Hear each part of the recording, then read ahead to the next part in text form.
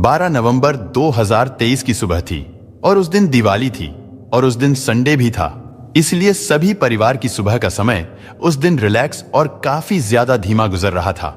और इनमें से एक परिवार नूर मोहम्मद का भी था। नूर मोहम्मद की फैमिली नेझारू के उडुपी कर्नाटका में रहते थे। फैमिली के मुखिया नूर मोहम्मद बहुत ही मेहनती इंसान थे। वो अपने बच्चों को सारी फैसिलिटीज और सारी खुशियां देना चाहते थे, जिसकी वजह से वो सऊदी अरेबिया में बहुत मेहनत से काम करते थे। अपने परिवार से दूर रहना उन्हें बिल्कुल भी पसंद नहीं था, लेकिन बच्चों की कोई भी ख्वाहिश अधूरी ना रह जाए, इसकी वजह से उन्हें वहां रहना पड़ता था। अपने पिता की तरह ही उनका बेटा असद भी बहुत मेहनती था। अपने पिता के साथ घर की जिम्मेदारी का बोझ कम करने के लिए असद भी अपने परिवार से दूर बेंगलोर में इंडिगो एयरलाइंस में ग्राउंड स्टाफ में काम करता था। नूर मोहम्मद की पत्नी हसीना पूरे घर को बड़े ही अच्छे से संभालती थी, क्योंकि नूर मोहम्मद सऊदी अरेबिया में रहते थे और उनको काम से ज्यादा छुट्टी नहीं मिलती थी। और अपने पति के घर में ना होने की वजह से हसीना को बहुत अकेलापन महसूस होता था। हसीना को अकेलापन महसूस ना हो, इसलिए नूर मोहम्मद की माताजी यानी हसीना की सास हजीरा भी उनके साथ ही रहती थी। असद के अलावा उनके 3 बच्चे और थे। घर का सबसे छोटा बेटा असीम 12 साल का था। उसके स्कूल में भी दिवाली की छुट्टियां चल रही थी, इसीलिए वो पूरा दिन खेलने में ही बिजी रहता था। उनकी 2 बेटियां अफनान और एनाज भी थीं, जिनमें से एक 23 और दूसरी 21 साल की थी। और ये दोनों बेटियां भी बहुत होनहार और होशियार थीं। ये दोनों भी कुछ बड़ा करना चाहती थीं और अपनी फैमिली का नाम रोशन करना चाहती थी। और इसी वजह से ये दोनों अपने परिवार से थोड़ा दूर मैंगलोर में पीजी में रहती थीं। और यहां रहते हुए अफनान अपनी डिग्री कंप्लीट कर रही थी और उसकी बहन एनाज इंडियन एक्सप्रेस में अपनी एयर होस्टेस की ट्रेनिंग कंप्लीट कर रही थी। यानी इस परिवार के सारे बच्चे बहुत ज्यादा मेहनती थे। उन तीनों बच्चों के अपनी लाइफ के गोल्स बहुत ज्यादा क्लियर थे और जो वो बनना चाहते थे वो उसी पर काम कर रहे थे। यानी उन्हें अपनी लाइफ में कुछ बड़ा करना है, अपने परिवार की हेल्प करनी थी, क्योंकि इस घर में सभी लोग उनकी मम्मी हसीना और उनकी सासू मां को छोड़कर सभी लोग पढ़ाई करने के लिए या फिर काम करने के लिए बाहर रहते थे। इसीलिए इनका घर सूना सूना सा रहता था। लेकिन 12 नवंबर को दिवाली थी और घर के सभी लोग दिवाली पर घर आए हुए थे। अफनान और एनाज भी दोनों छुट्टी लेकर घर आई हुई थी। उस दिन सुबह के 8:30 बज रहे थे। उनकी मम्मी हसीना किचन में नाश्ते की तैयारी कर रही थी। उनकी दादी हजीरा भी पलंग पर बैठी हुई आराम कर रही थी। अफनान और एनाज नाश्ते के लिए थोड़ा लेट उठी थी और असीम यानी घर का सबसे छोटा बच्चा घर के बाहर साइकिल चला रहा था और सभी लोग अपने काम में बिजी थे या फिर अपनी मम्मी का हाथ बटा रहे थे, बातें कर रहे थे या फिर मौज मस्ती और हंसी मजाक कर रहे थे। और अब नाश्ते की तैयारी करते हुए 9 बज चुके थे और जो छोटा बेटा असीम था वो भी घर के बाहर साइकिल चलाने में बिजी था। लेकिन तभी उसके पास से एक आदमी सीधा उनके घर अंदर गया और उस आदमी ने ब्राउन कलर की टी शर्ट पहनी हुई थी और उसने अपने मुंह पर मास्क लगा रखा था, जिसकी वजह से वो पहचान में नहीं आ रहा था। उस समय सिर्फ उसका सर और आंखें ही दिखाई दे रही थीं। लेकिन उस आदमी को देखने के बाद असीम ने उस पर ज्यादा कुछ ध्यान नहीं दिया और वो फिर साइकिल चलाने में बिजी हो गया। लेकिन मास्क मैन ने घर के अंदर जाते ही एनाज को देखा और उसने एनाज से 15 या 20 सेकंड तक कुछ बात की और फिर देखते ही देखते उसने एनाज पर चाकू से वार कर दिया। उसकी आवाज सुन के मम्मी हसीना और उसकी बहन अफनान भी कमरे से बाहर अपने लिविंग रूम में आई और उन्होंने उस आदमी को रोकने की कोशिश की। लेकिन वो आदमी बहुत स्ट्रांग था और वो पक्का इरादा करके आया था। उसके अंदर का गुस्सा अफनान और हसीना दोनों के मुकाबले में ज्यादा स्ट्रांग था। उस आदमी ने अफनान और हसीना पर भी चाकू से हमला किया और करीब 8 से 10 बार हमला किया। और जब किसी पर भी इतना भयंकर हमला हो रहा हो तो उसकी चीखें भी दर्दनाक ही होती हैं।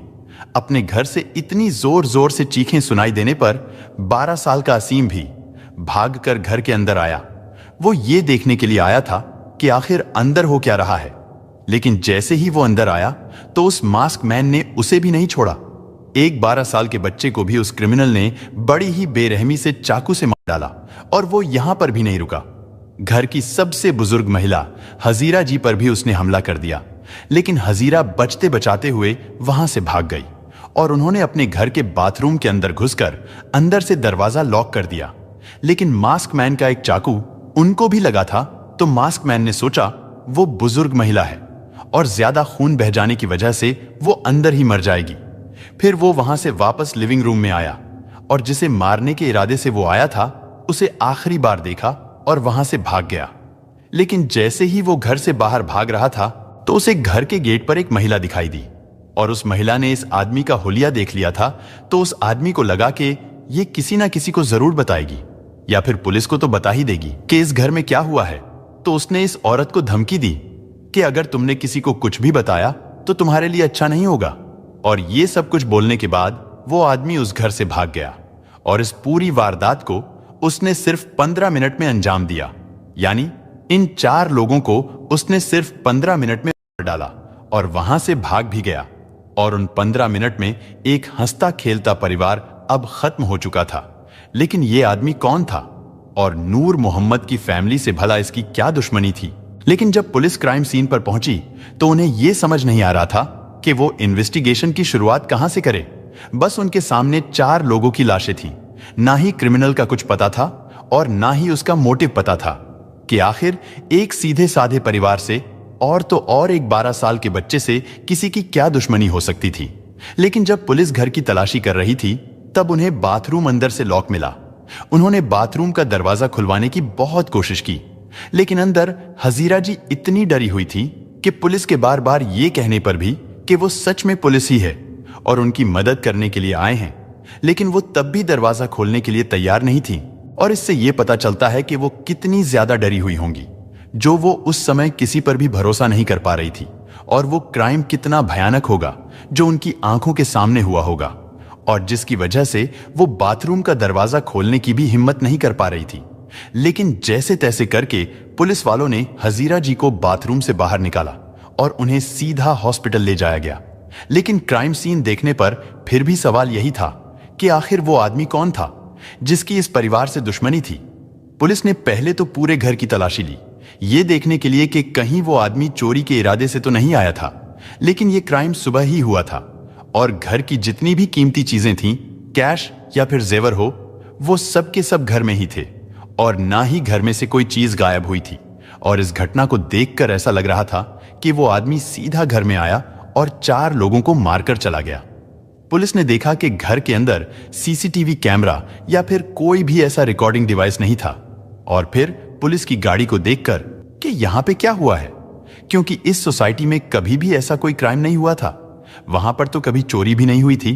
तो पुलिस की गाड़ी को देखकर आस पड़ोस में ये बातें फैलने लगी थीं और धीरे धीरे करके ये बात सिर्फ उडुपी में ही नहीं और सिर्फ इस सोसाइटी में ही नहीं बल्कि पूरे कर्नाटका में इस घटना की बात फैल चुकी थी। पुलिस इन 4 फैमिली मेंबर्स का बैकग्राउंड चेक कर ही रही थी। इससे पहले कि पुलिस को कोई सुराग या सबूत मिल पाता, तभी उनके पास एक रिक्शा वाला आया जिसने पुलिस को एक बहुत बड़ी इंफॉर्मेशन दी।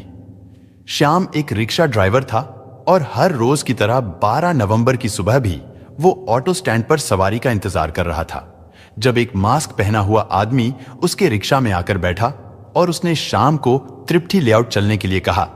और श्याम ने उस आदमी को नूर मोहम्मद के घर के थोड़ा पास ही उतार दिया था। इतना ही नहीं, बल्कि श्याम ने उस आदमी को 15 मिनट बाद, यानी जब वो आदमी वहां से भाग चुका था, उसके बाद वापस ऑटो स्टैंड के पास दूसरे रिक्शा में बैठते हुए देखा भी था। जैसे ही पुलिस को यह इंफॉर्मेशन मिली तो पुलिस सीधा उस ऑटो स्टैंड पर पहुंची और वहां के सारे सीसीटीवी कैमरास को चेक करने लगे और आखिर उन्हें कैमरा फुटेज की मदद से उनका सस्पेक्ट और इस घर का क्रिमिनल दिखाई दिया। कैमरा फुटेज के साथ साथ पुलिस नूर फैमिली के फोन भी टैप कर रहे थे, उनका बैकग्राउंड भी चेक कर रहे थे। तो नूर की पत्नी हसीना और छोटी बेटी अफनान का बैकग्राउंड और मोबाइल फोन चेक करने पर उन्हें कुछ भी नहीं मिला। लेकिन एनाज के बारे में पूछताछ करने पर और जहां वो काम करती थी वहां उसके कोलीग से बात करने पर और उसका फोन चेक करने पर उन्हें एक आदमी पर शक होना शुरू हो गया। और क्योंकि ये आदमी 12 नवंबर से काम पर भी नहीं आया था, पुलिस उस आदमी के घर गई, लेकिन वो वहां भी नहीं था और उसका फोन भी स्विच ऑफ था, जिसकी वजह से उस आदमी की लोकेशन का भी पता नहीं चल रहा था। लेकिन ये आदमी आखिर था कौन? उसका नाम था प्रवीण अरुण चौगले और ये सांगली महाराष्ट्र का रहने वाला था और प्रवीण फिजिकली बहुत स्ट्रांग था, तो उस कंडीशन में हमेशा से वो थोड़ा कंपेटिटिव रहा था। सन 2007 में प्रवीण को पुणे पुलिस में नौकरी मिल गई थी और वो पुलिस ट्रेनिंग में भी हमेशा सबसे आगे रहने की कोशिश करता था। लेकिन फिर 3 महीने के बाद उसने पुलिस की नौकरी भी छोड़ दी और ज्यादा पैसे कमाने के लिए, ज्यादा सैलरी के लिए उसने बेंगलुरु में एयर इंडिया एक्सप्रेस में एक केबिन क्रू की जॉब करना शुरू कर दी। बेंगलुरु शिफ्ट होते ही प्रवीण की जैसे किस्मत ही बदल गई थी। उसकी नौकरी अच्छी चल रही थी, जिससे उसे बहुत पैसे भी मिलते थे और उसकी सारी इच्छाएं भी पूरी हो रही थीं। अब उसके पास पैसा था और अब वो पूरी तरह से सेटल हो चुका था। इसीलिए उसने ये सोचा कि मैं अब शादी कर लेता हूं। तो लाइफ में सेटल होने के बाद उसने शादी कर ली और अब उसके 2 बच्चे भी थे। शादी करने के बाद, बच्चे हो जाने के बाद अब उसने अपना पैसा इन्वेस्ट करने के लिए 2-3 फ्लैट्स भी खरीदे थे। और प्रवीण को इंडियन एक्सप्रेस में नौकरी करते हुए 8 साल हो चुके थे। यानी जो इंसान 8 साल से नौकरी कर रहा है, उसकी फैमिली है, उसके बच्चे हैं, उसके पास फ्लैट्स, उसके पास गाड़ी है। बाहर से देखने पर ऐसा लगता है कि इसकी लाइफ में सब कुछ ठीक है, लेकिन प्रवीण के केस में ऐसा कुछ भी नहीं था। प्रवीण को एक बहुत ज्यादा सिमिलर बीमारी थी, जो कि हमारे भारत में लगभग हर एक आदमी को है, और यह बीमारी थी शक करने की बीमारी। प्रवीण को कभी भी किसी भी आदमी पर भरोसा नहीं होता था और अगर उसे कोई आदमी पसंद आता था तो वो उसके लिए बहुत ही ज्यादा पॉजिटिव हो जाता था। और ये जो पॉजिटिवनेस और शक का कॉम्बिनेशन है, अगर ये जरूरत से ज्यादा हो जाए तो ये उस इंसान के और उसके सभी रिलेटिव के लिए बहुत ज्यादा खतरनाक हो जाता है। और प्रवीण तो इतना बड़ा शक्की था कि वो अपनी खुद की पत्नी पर भी भरोसा नहीं करता था। वो अपनी पत्नी को कहीं बाहर भी नहीं जाने देता था, किसी से बात नहीं करने देता था, किसी से मिलने नहीं देता था, बल्कि यहां तक कि उसकी पत्नी अकेले सब्जी लेने भी नहीं जाती थी। और अगर कभी कोई ऐसी जरूरत पड़ जाती थी जहां पर उसकी बीवी का बाहर जाना बहुत जरूरी होता था, तो वो हमेशा अपनी बीवी पर शक करता था। और अगर उसकी पत्नी से घर में कोई गलती हो जाती थी तो वो अपनी पत्नी को मारता था। यानी बंद दरवाजे के पीछे प्रवीण की सच्चाई ये थी। लेकिन सामने से देखने से ऐसा लगता था जैसे प्रवीण लोगों की बहुत मदद करने वाला और बहुत अच्छा आदमी है। लेकिन जब प्रवीण एयर इंडिया एक्सप्रेस में काम कर रहा था और जब अचानक से एनाज ने एज ए एयर होस्टेस वहां ज्वाइन किया, तो प्रवीण को एकदम से वो पसंद आ गई थी। प्रवीण वैसे तो एनाज का सीनियर था, लेकिन वो हमेशा एनाज को कभी भी हेल्प करने का कोई भी मौका नहीं छोड़ता था, चाहे वो हेल्प ड्यूटी से रिलेटेड हो या फिर वो काम से बाहर की हेल्प हो। लेकिन वो हमेशा यही कोशिश करता था कि वो ज्यादा से ज्यादा एनाज के पास रहे। उसने एनाज की एक हेल्प ये की थी, उसको बेंगलुरु में एक घर ढूंढने के लिए, जहां वो अपनी बहन अफनान के साथ रहती थी। प्रवीण ने एनाज को अपनी स्कूटी भी दे रखी थी ताकि उसको शहर में ट्रैवलिंग करने में कोई प्रॉब्लम ना हो। एनाज और प्रवीण को साथ काम करते हुए 7-8 महीने हो गए थे और वो लोग एक तरीके से फ्रेंडली भी हो चुके थे। लेकिन एनाज प्रवीण को एज ए सीनियर और मेंटोर की तरह देखती थी, जो कि उसकी हेल्प कर रहे थे बस, और वो बस प्रवीण की रिस्पेक्ट करती थी। जैसे वो अपने दूसरे कॉलीग को फ्रेंड मानती थी, वैसे ही वो प्रवीण को भी अपना दोस्त मानती थी। लेकिन धीरे धीरे प्रवीण एनाज को लेकर बहुत ही ज्यादा पॉजिटिव हो रहा था और ये चीज एनाज को बिल्कुल भी पसंद नहीं थी। और अब बात इतनी बिगड़ चुकी थी कि प्रवीण एनाज को क्रू में भी किसी से बात नहीं करने देता था, और जब वो क्रू में भी किसी और लड़के से बात करती थी तो प्रवीण बहुत ज्यादा गुस्सा हो जाता था। और ये सब कुछ पिछले 1-2 महीने से हो रहा था। अगर आप कहीं काम कर रहे हो और आपका सीनियर जो आपसे 20 साल बड़ा हो आपके ज्यादा क्लोज आने की कोशिश करे और आपको हर एक बात पर कंट्रोल करने की कोशिश करे, और अगर ये चीज तुम्हारा दोस्त भी करेगा तो तब भी तुम्हें थोड़ा सा अजीब लगेगा। लेकिन क्योंकि वो दोनों एक ही जगह में एक ही एयरलाइन में काम करते थे, तो इसीलिए अब एनाज के पास एक ही ऑप्शन था, और वो था प्रवीण से बात ना करना, उसे देखने पर हाय हेलो ना बोलना, या फिर उसका नंबर ब्लॉक कर देना। और यही सेम काम एनाज ने किया। उसने प्रवीण का नंबर ब्लॉक कर दिया। उसे लगा कि शायद अब प्रवीण उसे परेशान नहीं करेगा और अब शायद उसे समझ आ जाएगा कि एनाज को उसके साथ कंफर्टेबल नहीं लगता और वो अपना बिहेवियर चेंज कर लेगा। लेकिन एनाज को यह नहीं पता था कि ऐसा करने पर वो अपनी जान गंवा बैठेगी। जब प्रवीण को पता चला कि एनाज ने उसे ब्लॉक कर दिया, यानी उसका नंबर ब्लॉक कर दिया है, तो उसका दिमाग खराब हो गया और जिस अनाज से वो प्यार करता था, जिसके लिए वो इतना पॉजिटिव था, अब उसे उस अनाज से नफरत होने लगी थी और अब वो बदला लेना चाहता था। उसे पता था कि अनाज उडुपी में कहाँ रहती है और उसे ये भी पता था कि दिवाली की छुट्टी में वो अपने घर जाएगी। और 12 नवंबर को प्रवीण अपने घर से पूरी प्लानिंग करके निकला था कि कैसे वो अनाज के घर पहुंचेगा ताकि वो पकड़ा ना जाए। उसने अपने घर से एक किचन नाइफ ली और एक बैग में एक्स्ट्रा कपड़े भी रखे और वो अपनी गाड़ी में बैठकर अनाज के घर के लिए निकल गया। क्वींस रोड के पहले आने वाले टोल बूथ से थोड़ा दूर उसने अपनी गाड़ी पार्क की और टोल बूथ के पास से ऑटो स्टैंड तक पहुंचने के लिए उसने एक बाइक वाले से लिफ्ट ली और फिर ऑटो स्टैंड से वो श्याम के ऑटो में बैठकर तिरुपति लेआउट पहुंचा। आप सोच रहे होंगे कि प्रवीण को अनाज के घर का एड्रेस कहां से मिला, क्योंकि प्रवीण ने स्नैपचैट के लोकेशन फीचर से अनाज के घर का पता लगाया था। उस ऐप का एक फीचर है जिसके बारे में हम अक्सर इतना ध्यान नहीं देते हैं, लेकिन प्रवीण ने उस फीचर का मिसयूज किया और उसने स्नैपचैट से ही उसकी लोकेशन ट्रैक की। तिरुपति लेआउट पहुंचने के बाद वो घर के गेट से अंदर गया और वो असीम के पास से गुजरा। प्रवीण घर के अंदर आया और जैसे ही अनाज को उसने देखा तो उसने पहले उससे पूछा कि आखिर उसने उसका नंबर ब्लॉक क्यों किया है और इससे पहले कि अनाज कुछ बोल पाती, प्रवीण ने उस पर हमला कर दिया और देखते ही देखते उसने हसीना, अफनान, अनाज और असीम को मार डाला और फिर प्रवीण वहां से भाग गया।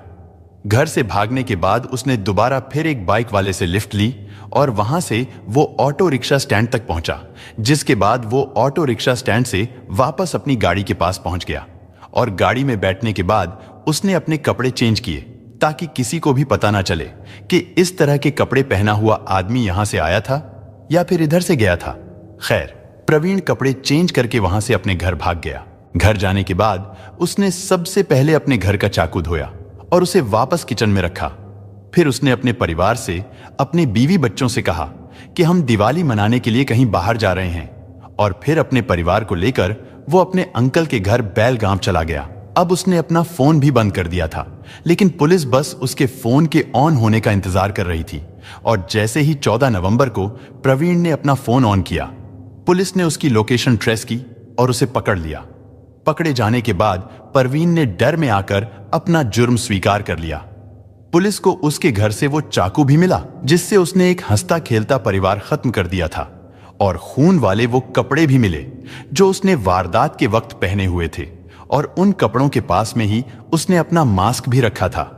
पुलिस के पास सारे सबूत हैं और दिसंबर की 5 तारीख तक प्रवीण पुलिस कस्टडी में रहा और उसके बाद उसे कड़ी से कड़ी सजा जरूर मिलेगी। लेकिन जब प्रवीण पहले से ही उसे हरास कर रहा था तो अनाज ने अपने भाई बहन से या अपने पेरेंट्स से कुछ बताया क्यों नहीं? अगर उसने अपनी फैमिली को पहले ही सब कुछ बता दिया होता तो शायद उसकी फैमिली कुछ एक्शन लेती और आज वो लोग जिंदा होते। लेकिन शायद अनाज ने यही सोचा होगा कि नंबर ब्लॉक करने के बाद प्रवीण उसे तंग नहीं करेगा और उसे एहसास हो जाएगा कि वो क्या कर रहा है। लेकिन अनाज ने यह नहीं सोचा होगा कि प्रवीण इतना कुछ भी कर सकता है। लेकिन हम लोग कभी भी किसी भी इंसान का बिहेवियर नहीं समझ सकते और अगर आप लोग भी ऐसी सिचुएशन से गुजर रहे हो तो तुरंत पुलिस में कंप्लेंट करें या फिर अपने घर वालों को बताएं। अपने पेरेंट्स को जरूर बताएं क्योंकि पेरेंट्स आपके बारे में हमेशा आपसे बेहतर सोचते हैं। दोस्तों, इस घटना को सुनाने का उद्देश्य किसी का दिल दुखाना नहीं है, किसी को परेशान करना नहीं, बल्कि आपको जागरूक करना है, आपको सचेत करना है। दोस्तों, इस पूरी घटना के बारे में आपकी क्या राय है? कमेंट बॉक्स में जरूर बताएं और अगर हमारी मेहनत पसंद आई हो तो इस वीडियो को लाइक करते हुए शेयर भी करें। अगर आपने अब तक चैनल को सब्सक्राइब नहीं किया है तो हमारे चैनल को सब्सक्राइब कर लीजिए। धन्यवाद।